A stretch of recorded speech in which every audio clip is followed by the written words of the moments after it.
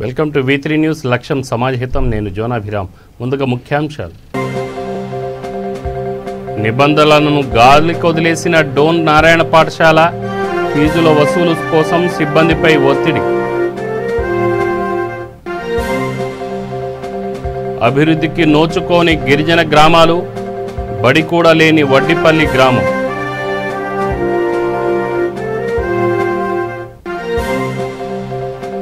Corona పరిస్థితులను డబ్బుగా మలుచుకుంటున్న క్రూరులు, చెత్తబుట్టలో వ్యాక్సిన్లు దాచి తరలింపు విచారిస్తున్న భీమవరం తహసీల్దార్.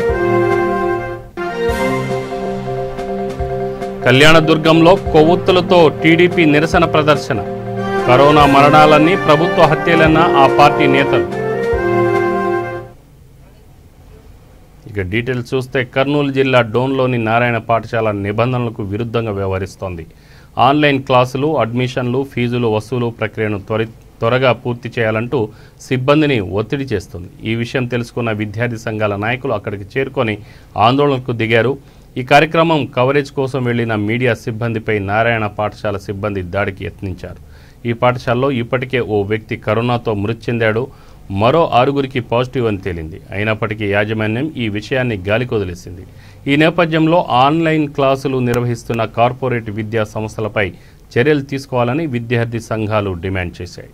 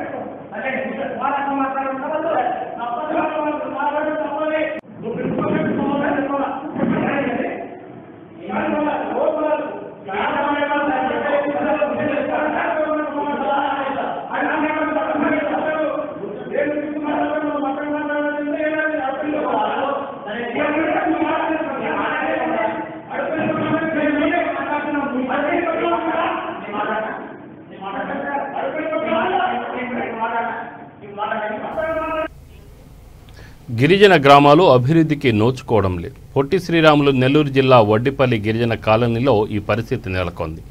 ఇక్కడ దాదాపు 30 కుటుంబాలు 4 దశాబ్దాలుగా జీవనం కొనసాగిస్తున్నాయి. ఈ కాలనీలో ఎలాంటి మౌలిక వసతులు లేవు. ఈ కాలనీని పట్టించుకునే వారే కనిపించడం లేదు. కనీసం పిల్లలు చదువుకునేందుకు బడి కూడా లేదంటూ స్థానికులు ఆవేదన వ్యక్తం చేస్తున్నారు.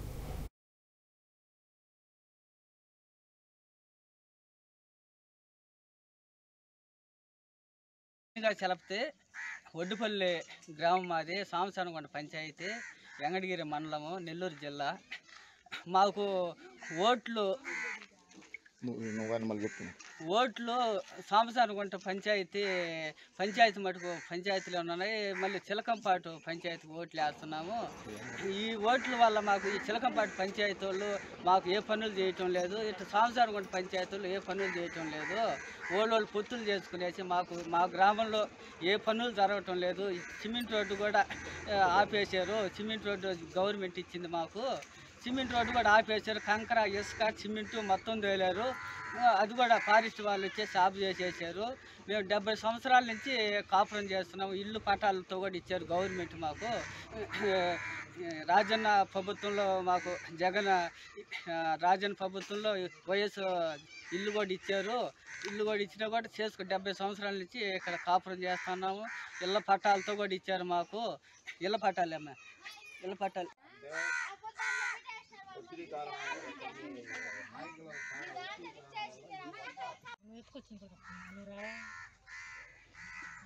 నా పేరు శనిగా చెలపితే వడ్డుపల్లి గ్రామం, మాది సాంసనగొండ పంచాయతీ, వెంకటగిరి మండలము, నెల్లూరు జిల్లా. మాకు ఓట్లు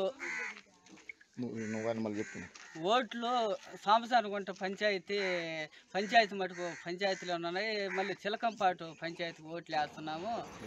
ఈ ఓట్ల వల్ల మాకు ఈ చిలకంపాటు పంచాయతీ వాళ్ళు మాకు ఏ పనులు చేయటం లేదు. ఇటు సాంబసారగుంట పంచాయతీలు ఏ పనులు చేయటం లేదు. వాళ్ళు పొత్తులు చేసుకునేసి మా గ్రామంలో ఏ పనులు జరగటం లేదు. సిమెంట్ రోడ్డు కూడా ఆపేశారు. సిమెంట్ రోడ్డు గవర్నమెంట్ ఇచ్చింది మాకు. సిమెంట్ రోడ్డు కూడా ఆపేశారు. కంకర ఇసుక సిమెంటు మొత్తం తేలారు. అది కూడా ఫారెస్ట్ వాళ్ళు వచ్చేసి ఆఫ్ చేసేసారు. మేము 70 సంవత్సరాల నుంచి కాపురం చేస్తున్నాము. ఇల్లు పట్టాలతో కూడా ఇచ్చారు గవర్నమెంట్ మాకు.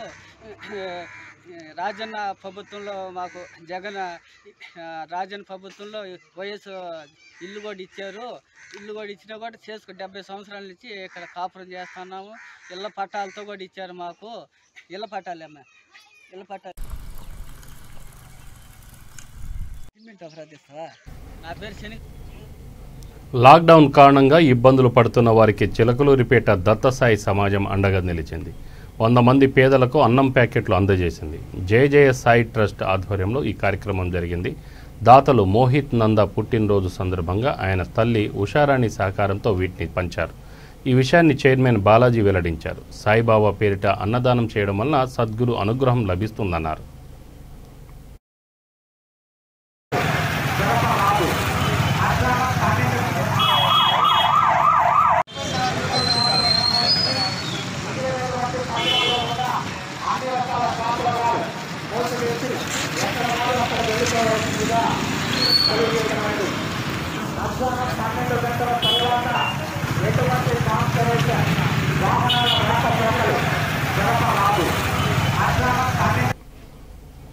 ప్రకాశం జిల్లా కొమరవోలు మండలం నల్లగుంట్ల గ్రామంలోని రాష్ట్రీయ రహదారి ఇటీవలి కురిసిన వర్షాలకు బురదమయంగా మారింది.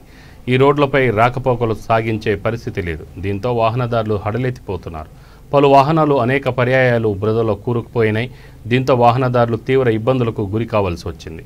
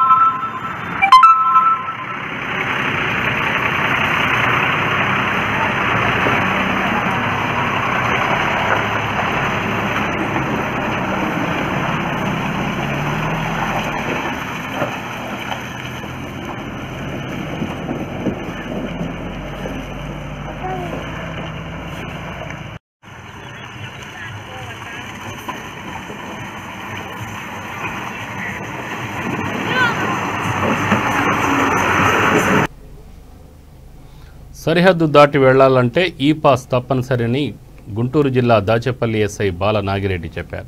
తెలంగాణ, ఆంధ్రప్రదేశ్ రాష్ట్రాలలో మినీ లాక్డౌన్ అమల్లో ఉన్నందువలన అనివార్యమన్నారు. ఎవరైనా కోవిడ్ పీడితులు తెలంగాణ వెళ్లాలంటే ఆసుపత్రి అనుమతి కూడా ఉండాలన్నారు. అత్యవసరమైతే తప్ప ప్రజలు రహదారులపైకి రాకూడదని తెలిపారు. అందరికీ నమస్కారం. ప్రస్తుతం ఏపీ, తెలంగాణ రెండు రాష్ట్రాలకు లాక్డౌన్, సెమీ లాక్డౌన్ నడుస్తుంది.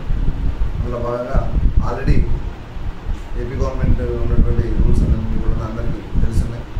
చిన్న ఈరోజున్న డౌట్ ఏంటంటే ఆఫీసర్ చెప్పినటువంటి నా పై అధికారులు చెప్పినటువంటి ఆదేశాల మేరకు గతంలో తెలంగాణ స్టేట్కి అంబులెన్స్ వెళ్తే అక్కడ బెడ్లు లేవని, లేదంటే ఇంకా హాస్పిటల్ వాళ్ళ పర్మిషన్ లేవని చెప్పేసి గతంలో అంబులెన్స్ అన్నింటిని కూడా ఒక 4-5 రోజుల పాటు రిటర్న్ చేయడం జరిగింది. వాటి మీద మళ్ళీ 2 రోజుల క్రితం అంబులెన్స్ కూడా అలౌ చేయడం జరిగింది. అయితే ఉన్నట్టుగా నిన్న సాయంత్రము కొత్త జీవో వచ్చినట్టు తెలంగాణలో బార్డర్లో ఉన్న పోలీసు అధికారుల ద్వారా నాకు తెలియవచ్చిన విషయాన్ని మీడియా ప్రతినిధుల ద్వారా తెలియపరుస్తూ ఉన్నాను.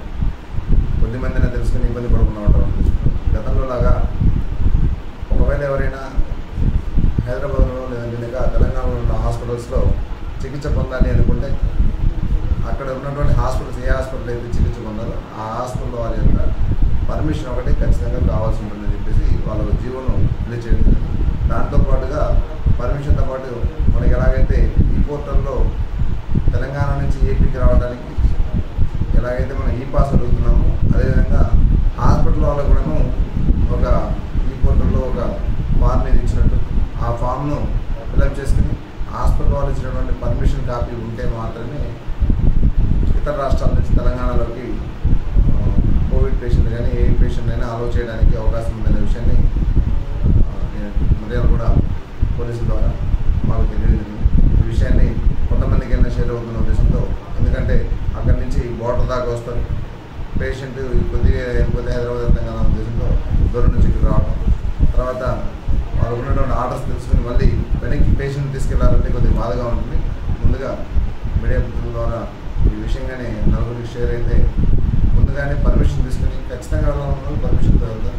లేదంటే ఇబ్బంది పడకుండా ఇంకో మంచి హాస్పిటల్ ఎంచుకుని వాళ్ళ ఆరోగ్యాన్ని కాపాడుకోవడానికి అవకాశం ఉందన్న ఉద్దేశంతో నేను ఈ విషయం తెలియపరుస్తాను.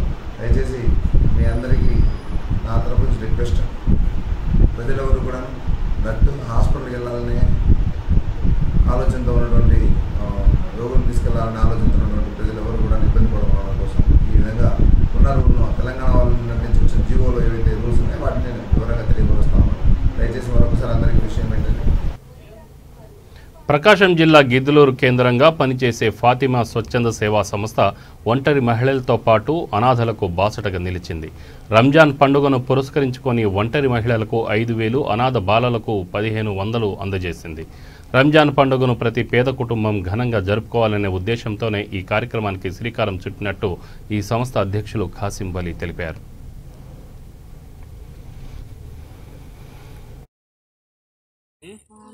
తెలియజేస్తున్నాము.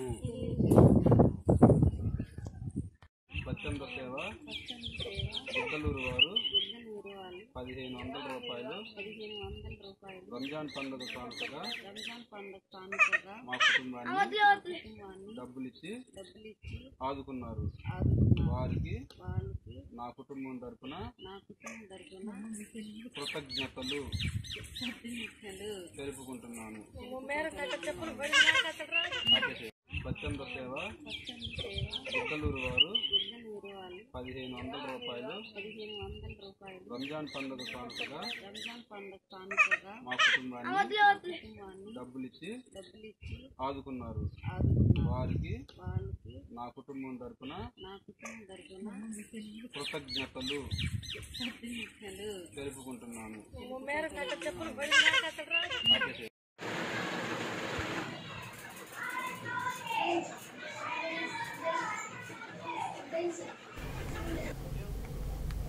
కరోనా విపత్కర పరిస్థితులను కొందరు డబ్బుగా మలుచుకుంటున్నారు. ఈ పరిస్థితి పశ్చిమ గోదావరి జిల్లా భీమవరంలో నెలకొంది. వ్యాక్సినేషన్ కేంద్రాల్లోని కరోనా వ్యాక్సిన్లను చెత్తబుట్టలోని దాచి తరలిస్తున్నారు.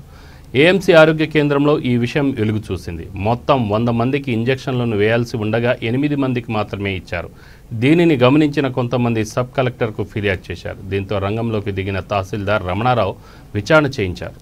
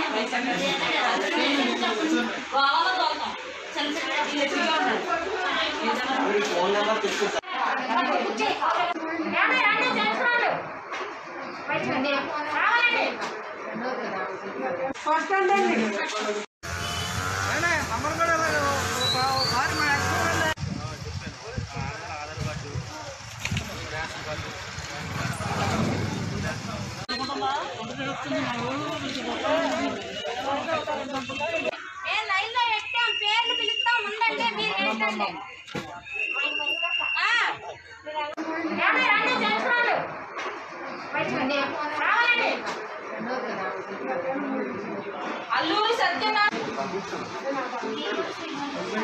ఇంటి రంగారావు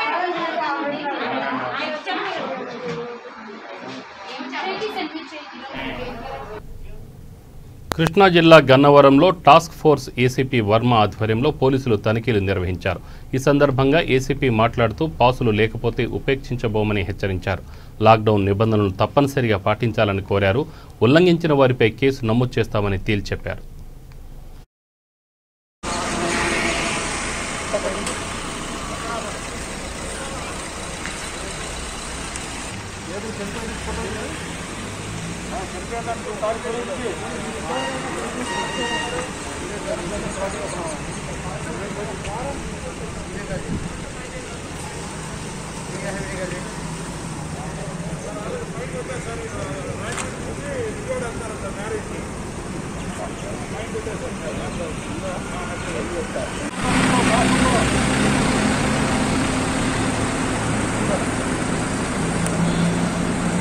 ఐడి కార్డు కాదు, కాస్త పర్మిషన్ ఉందా?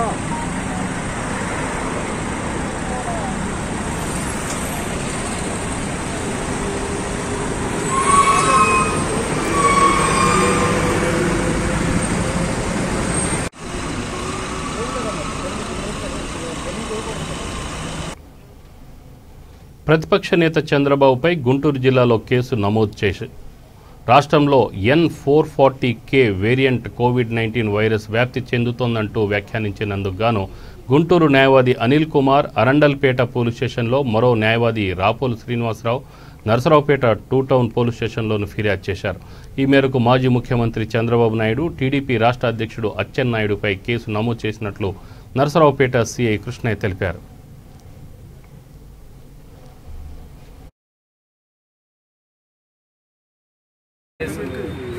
వివరాలు చెప్పండి. ఏంటో ఇచ్చోండి, ఇక్కడ ఇచ్చోండి. ఈరోజు దేశం కాదు ప్రపంచం దాకా కరోనా అనే ఒక వైరస్ వల్ల అల్లకల్లోలమైన పరిస్థితి. ఎవరు ఎప్పుడు ఎక్కడ చనిపోతారో ఎట్లా ఉందనే పరిస్థితి దారుణంగా విలయం సాధన చేస్తున్న పరిస్థితిలో అన్న వాటిల కంటే కూడా మన భారతదేశంలో మన రాష్ట్రంలో ప్రభుత్వం వారికి ఉన్న పరిధిలో వారు ఈ యొక్క కోవిడ్ని ఏ విధంగా తీసుకోవాలా, ఏం చేయాలా, వాళ్ళు ఏదైనా చూస్తున్న పరిస్థితిలో గౌరవ ప్రతిపక్ష నాయకుడు నారా చంద్రబాబు నాయుడు గారు పెద్ద ఆయన 40 ఇండస్ట్రీ అని చెప్పి చెప్పుకునే పెద్ద మనిషి ఈ సమయంలో కూడా రాజకీయాలు పక్కన పెట్టి వారితో పాటు వారి ఎమ్మెల్యేలు కావచ్చు, వాళ్ళ పార్టీ కార్యకర్తలు కావచ్చు, అందరినీ ప్రతి ఒక్క మండలంలో కానీ జిల్లాలో కానీ వాళ్ళని కూడా ప్రభుత్వానికి సపోర్ట్ చేసి ఈ కోవిడ్ని ఎట్లా నిర్మూలించాలా, ఏం చేయాలనేది బాధ్యత తీసుకోవాల్సి పోయి ఎక్కడో కర్నూలులో ఒక వైరస్ ఒకటి పాటుగా వైరస్ వచ్చింది. దీనికంటే 15 రెట్లు ఎక్కువైంది. దానివల్ల ఇంకా ప్రమాదం చెప్పడం దుర్మార్గమైన చర్య. ఒక ప్రతిపక్ష హోదా ఉండి పెద్ద వయసు ఉండి గవర్నమెంట్ ఏదైనా పొరపాటు చేసినా కూడా సర్వే చెప్పాల్సిన బాధ్యత తీసుకోవాల్సిన ఆయన సహాయం చేయకపోగా జనాలను భయభ్రాంతులు గురి చేసి ఇచ్చేయడం వల్ల ఎంతవరకు కరెక్ట్ అనేది వారి విజ్ఞతగా వదిలేస్తున్నారు. ఈ పరిస్థితుల్లో ఇంకా ప్రజలు అయోమయం గందరగోళం ఉన్నారు. లాక్డౌన్ వల్ల ఇబ్బందులు అయ్యి పనులు లేక. Okay sir. ఈరోజు పచ్చల అనిల్ కుమార్ అనే న్యాయవాది ఇక్కడ స్థానికంగానే అరంగలపేటలోనే ఉన్నారు. అతను ఒక కంప్లైంట్ ఇవ్వడం జరిగింది. ఆ కంటెంట్ ఏంటంటే గత వారం రోజుల నుంచి వార్తాపత్రికల్లో అదేవిధంగా జూమ్ కాన్ఫరెన్స్లో మాజీ ముఖ్యమంత్రి చంద్రబాబు నాయుడు గారు 440K అనే వైరస్ ఆంధ్రప్రదేశ్లో వ్యాపిస్తుందని, ఇప్పుడున్న కోవిడ్ కంటే అది 15 రెట్లు అధికంగా మరి అపాయం కలుగజేస్తుందని చెప్పేసి ప్రజలను భయభ్రాంతులు చేస్తున్నారు. దీని కారణంగా మరి అంతర్రాష్ట్ర సరిహద్దుల్లో ఆంధ్రప్రదేశ్ ప్రజలను, అదేవిధంగా కోవిడ్ బాధితులు ఎవరైతే ఉన్నారో వారి రాష్ట్రాల్లో ప్రవేశించకుండా అక్రమంగా మరి అక్కడ నిర్బంధించి వారు అనేక ఇబ్బందులకు గురి చేస్తున్నారనేసి అతను కంప్లైంట్ ఇవ్వడం జరిగింది. దాన్ని కేసు నమోదు చేసి దర్యాప్తు చేస్తారు. అంటే ఏ కేసులు నమోదు చేశారు? టోటల్ చూసుకున్నట్లయితే ఏ కేసులో ఏ సెక్షన్లో?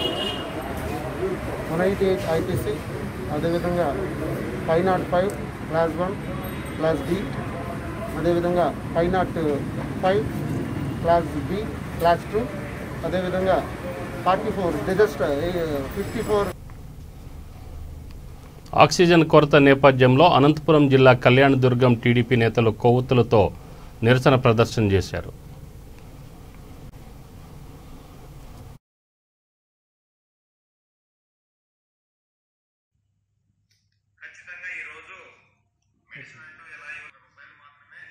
కరోనా విలయతాండం చేస్తుంటే జగన్ రెడ్డి ప్రభుత్వం మొద్దు నిద్ర వీడట్లేదు. ప్రతిపక్ష నాయకుడు చంద్రబాబు నాయుడు గారు బాధ్యత ఉంది కాబట్టి ప్రజలను అప్రమత్తం చేసే కార్యక్రమం చేస్తూ ఉంటే చంద్రబాబు నాయుడు గారి మీద, లోకేష్ గారి మీద కేసులు పెట్టే కార్యక్రమం చేస్తున్నారు. ఆసుపత్రి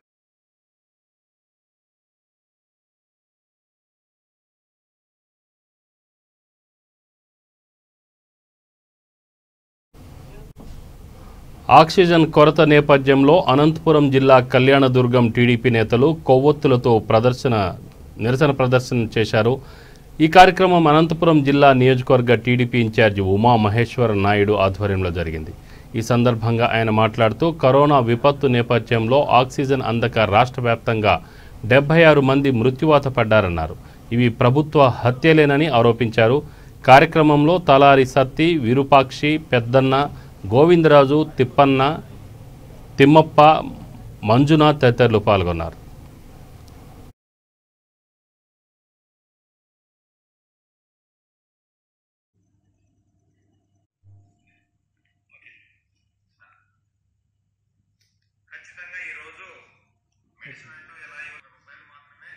కరోనా విలయతాండం చేస్తుంటే జగన్ రెడ్డి ప్రభుత్వం మొద్దు నిద్ర వీడట్లేదు.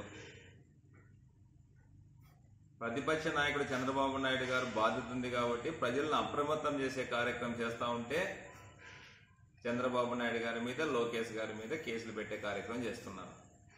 ఆసుపత్రిలో కుటుంబ సభ్యులు చనిపోతూ ఉంటే, నిన్న తిరుపతిలో రుయా ఆసుపత్రిలో కుటుంబ సభ్యులు చనిపోతూ ఉంటే ఆ బాధ తట్టుకోలేక మీడియాలో మాట్లాడితే వాళ్ళని కూడా కేసు పెట్టి తీసుకెళ్లిన సంఘటనను మనం మీడియాలో చూస్తున్నాం. ఈ ప్రభుత్వం ఎందుకోసం ప్రజలతో ఓట్లు వేయించుకుంది? ఒక ప్రభుత్వం ప్రజలకు ఓట్లు వేయించుకుంటే ప్రజలకు అన్ని రకాల వసతులతో పాటు రాష్ట్రాన్ని బాగు చేసే కార్యక్రమం చేయాలి. జగన్మోహన్ రెడ్డి గారు ఈరోజు వరకు ప్యాలెస్ వీడి బయటికి రాలేదు. దాదాపు 76 మంది ఆక్సిజన్ అందక 76 మంది చనిపోయిన ప్రభుత్వ లెక్కలు చెప్తున్నాయి. కర్నూలు ఆసుపత్రిలో చనిపోయారు, అనంతపురం ఆసుపత్రిలో చనిపోయారు, హిందూపురం ఆసుపత్రిలో చనిపోయారు, రుయా ఆసుపత్రిలో చనిపోయారు. కనీసం 76 మంది చనిపోతే ఆక్సిజన్ అందక ప్రభుత్వం ఏం చేస్తుందని చెప్పి నేను జగన్మోహన్ రెడ్డి గారికి సూటిగా అడుగుతున్నా. అదే చంద్రబాబు నాయుడు మీద కేసులు పెట్టేది, లోకేష్ గారి మీద కేసులు పెట్టేది పక్కకు పెట్టండి. బాధ్యత ఎవరిది? ప్రభుత్వ బాధ్యత మర్చిపోయినందువలన ప్రతిపక్ష పార్టీ ప్రజల్లో ఉన్నటువంటి సమస్యను ప్రభుత్వం దృష్టికి తీసుకొచ్చే బాధ్యత తెలుగుదేశం పార్టీ చంద్రబాబు నాయుడు గారి నాయకత్వంలో మా అందరి బాధ్యత. ఖచ్చితంగా ఈరోజు మెడిసిన్ అంటూ ఎలా ఇవ్వలేకపోతున్నారు, వ్యాక్సిన్ వేయట్లేదు. 1600 కోట్ల రూపాయలు ఖర్చు అయ్యే వ్యాక్సిన్ 40 కోట్ల రూపాయలు మాత్రమే అడ్వాన్స్ ఇచ్చి వ్యాక్సిన్ బుక్ చేసిన సంఘటన మనం చూస్తున్నాం. 40 సంవత్సరాల తర్వాత వ్యాక్సిన్ వేస్తామంటున్నారు. ఈ రోజు వరకు మొదటి డోస్ వేయించుకున్న వాళ్ళకి మాత్రమే వేస్తామని అంటున్నారు. 18 సంవత్సరాల కరోనా వస్తుంది, వాళ్ళ పరిస్థితి ఎవరికి చెప్పుకోవాలో అర్థం కానటువంటి పరిస్థితి ఉంది.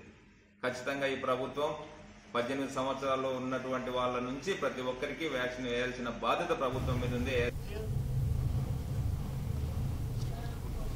ఆక్సిజన్ అందక సంభవించిన మరణాలన్నీ ప్రభుత్వ హత్యలని కడప టీడీపీ ఆరోపించింది.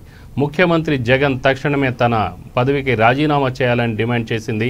ఈ విషయమై ఆ పార్టీ నేత అమీర్ బాబు మీడియాతో మాట్లాడుతూ జగన్ మూర్ఖత్వం వలన కరోనా బాధితులు రోజు 100ల సంఖ్యలో పిట్టలా రాలిపోతున్నారంటూ ఆవేదన వ్యక్తం చేశారు. నేను ఉన్నాను, నేను విన్నాను అనే వారికి ఇప్పుడు చేవ చచ్చిపోయిందా అని ఆయన ప్రశ్నించారు. ఈ ప్రభుత్వ ఆక్సిజన్ వాళ్ళు సరైన అందక ప్రాణాలు గాలిలో కలిసిపోయిన సందర్భమున ఆ ప్రాణాలు కోల్పోయిన వారి బంధువులకు సంఘీభావం తెలుపుతూ దాంట్లో భాగంగా ప్రాణాలు గాలిలో కలిసిన వారికి అశ్రు నివాళి కడప నియోజకవర్గం తెలుగుదేశం పార్టీ ఆధ్వర్యంలో వాళ్ళకు అశ్రు నివాళి అర్పిస్తూ ఈరోజు జగన్మోహన్ రెడ్డి ప్రభుత్వము మొద్దు నిద్రపోతుంది.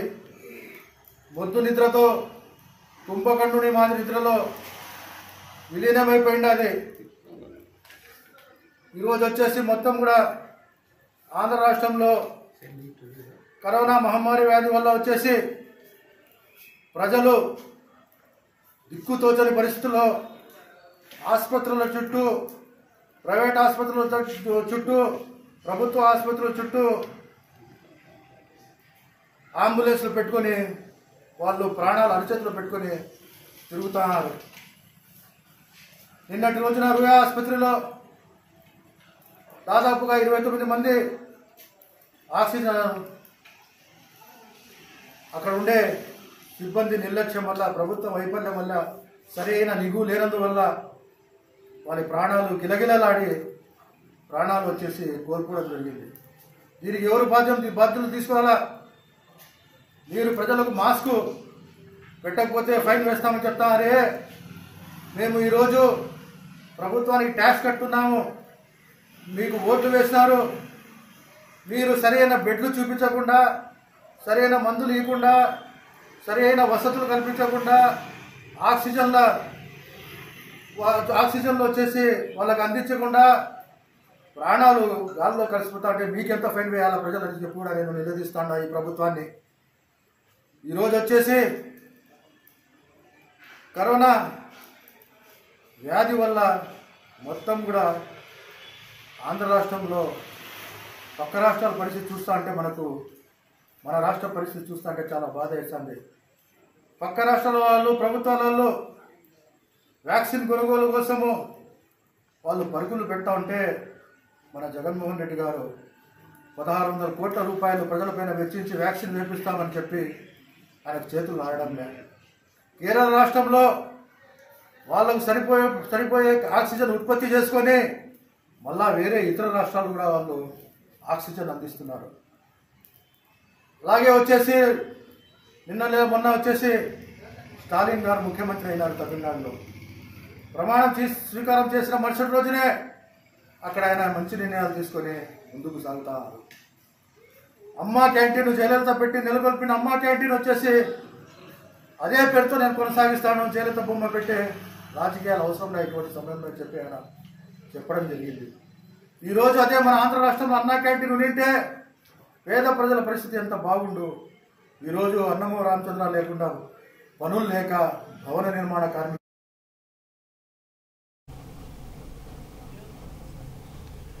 జోగులాంబ గద్వాల జిల్లా పుల్లూరు టోల్గేట్ సమీపంలో ఏపీ అంబులెన్స్లను తెలంగాణ పోలీసులు నిలిపివేస్తున్నారు. దీంతో భారీ సంఖ్యలో అంబులెన్సులు అక్కడ నిలిచిపోయాయి. ఈ నేపథ్యంలో తమను హైదరాబాద్కు అనుమతించాలని కరోనా పీడితులు వేడుకుంటున్నారు. అయితే అనుమతి ఉంటేనే హైదరాబాద్ వెళ్లనిస్తామని పోలీసులు తేల్చి చెప్పారు. ఈ కారణంగా అంబులెన్సుల్లోని కరోనా పీడితులు తీవ్ర ఇబ్బందులకు గురయ్యారు. వీరిలో ఒకరు చనిపోయారు. దాదాపు 20 మందికి పైగా అంబులెన్స్లను టోల్గేట్ వద్ద నిలిపివేశారు. దీంతో తెలంగాణ ఏపీ సరిహద్దు ప్రాంతాల్లో పరిస్థితి ఉద్రిక్తంగా మారింది.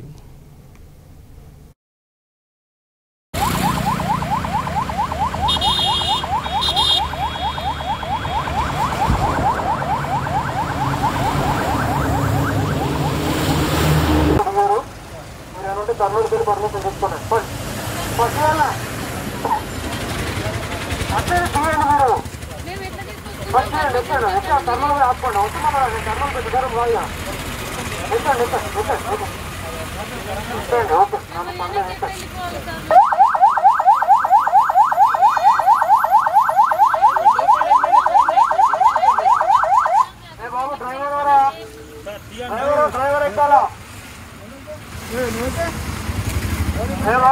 ఎక్కాలా, ఇబ్బంది పడతారు. డ్రైవర్ ఎక్కాలి, బండి ఫస్ట్ అలా పెట్టుకున్న తర్వాత మనం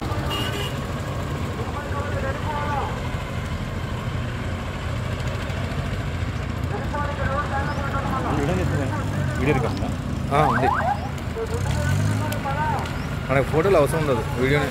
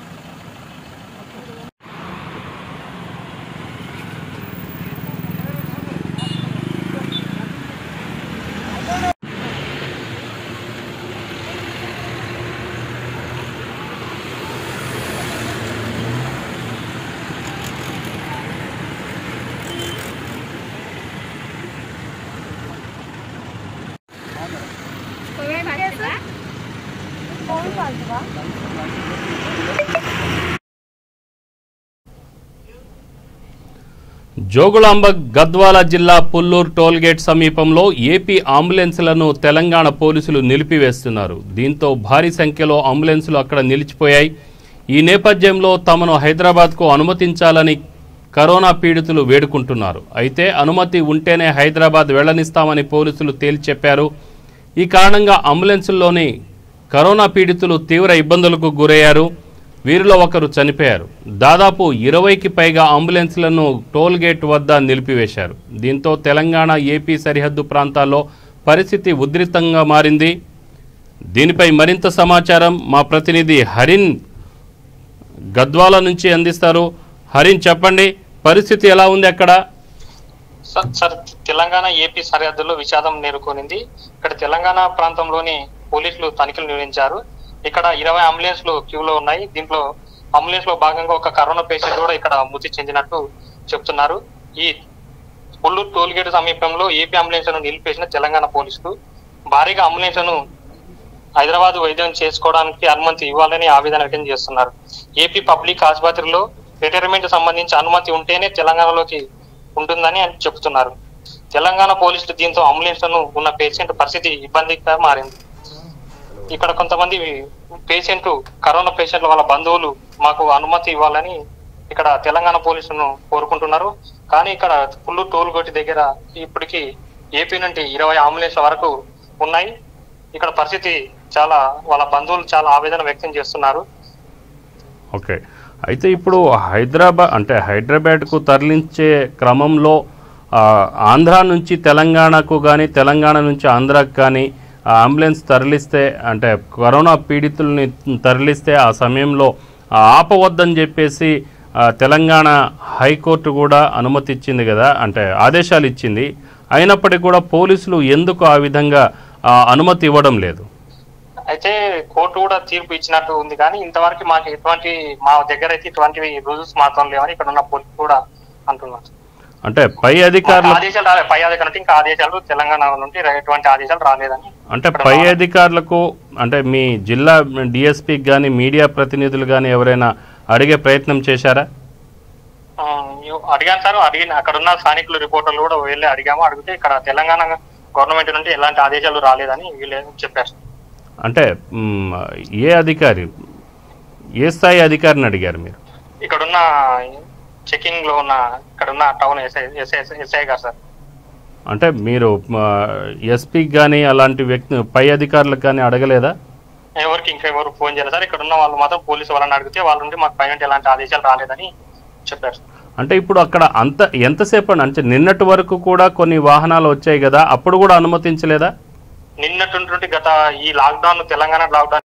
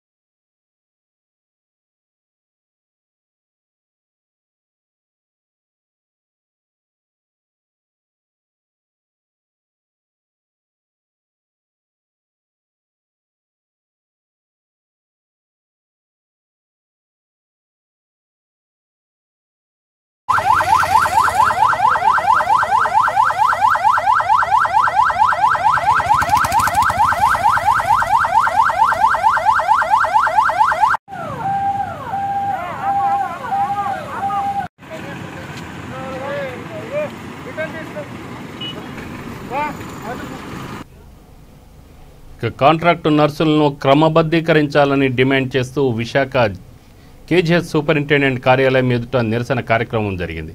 ఈ సందర్భంగా అసోసియేషన్ అధ్యక్షులు మదీనా మాట్లాడుతూ 5 ఏళ్లుగా కాంట్రాక్టు పద్ధతిలో నర్సులుగా విధులు నిర్వహిస్తున్న వారికి నెలకు 22,000 రూపాయలు జీతం ఇస్తున్నారన్నారు. 2020 సెప్టెంబర్లో కొత్తగా తీసుకున్న కాంట్రాక్టు నర్సులకు నెలకు 34,000 వేతనం ఇస్తున్నారన్నారు. పాత వారికి కూడా కొత్త వారి మాదిరిగానే చెల్లించాలని వారు డిమాండ్ చేస్తున్నారు.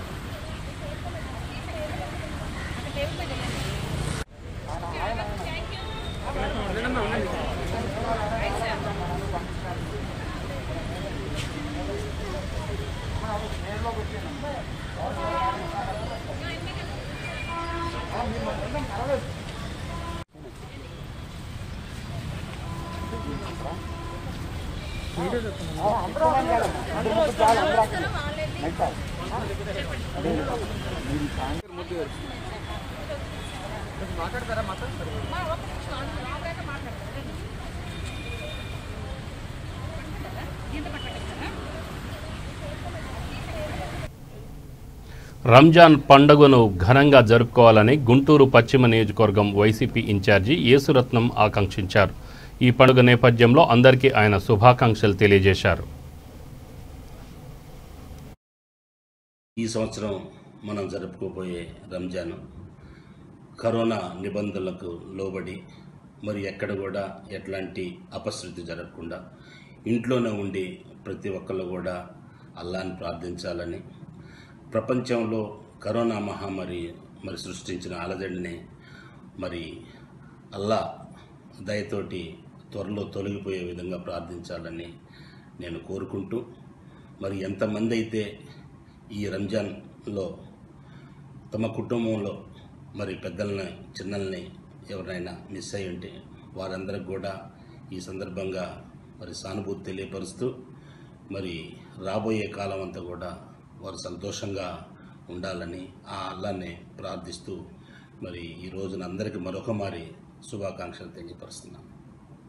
రంజాన్ సందర్భంగా ముస్లిం సోదరిమణులకు నా రంజాన్ శుభాకాంక్షలు తెలియపరుస్తూ, ఈ సంవత్సరం మనం జరుపుకోబోయే రంజాన్ కరోనా నిబంధనలకు లోబడి మరి ఎక్కడ కూడా ఎట్లాంటి అపశృతి జరగకుండా ఇంట్లోనే ఉండి ప్రతి ఒక్కళ్ళు కూడా అల్లాహ్ని ప్రార్థించాలని, ప్రపంచంలో కరోనా మహమ్మారి మరి సృష్టించిన అలజడిని మరి అల్లాహ్ దయతోటి త్వరలో తొలగిపోయే విధంగా ప్రార్థించాలని నేను కోరుకుంటూ, మరి ఎంతమంది అయితే ఈ రంజాన్లో తమ కుటుంబంలో మరి పెద్దలని చిన్నల్ని ఎవరైనా మిస్ అయి ఉంటే వారందరికి కూడా ఈ సందర్భంగా మరి సానుభూతి తెలియపరుస్తూ, మరి రాబోయే కాలం అంతా కూడా సంతోషంగా ఉండాలని ఆ అల్లాహ్ని ప్రార్థిస్తూ.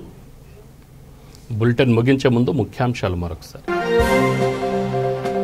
చంద్రబాబుపై గుంటూరులో కేసులు, కొత్త రకం వైరస్ అంటికొదిలేసిన డోన్ నారాయణ పాఠశాల, ఫీజుల వసూలు కోసం సిబ్బందిపై ఒత్తిడి.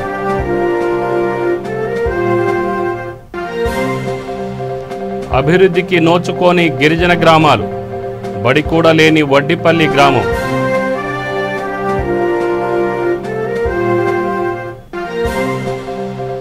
కరోనా పరిస్థితులను డబ్బుగా మలుచుకుంటున్న క్రూరులు, చెత్తబుట్టలో వ్యాక్సిన్లు దాచి తరలింపు, విచారిస్తున్న భీమవరం తహసీల్దార్. కళ్యాణదుర్గంలో కొవ్వొత్తులతో టీడీపీ నిరసన ప్రదర్శన, కరోనా మరణాలన్నీ ప్రభుత్వ హత్యలేనన్న ఆ పార్టీ నేతలు. ఇవి బులెటిన్ వివరాలు. స్టేట్ యూన్ V3 న్యూస్. లక్ష్యం సమాచేతం. నమస్తే.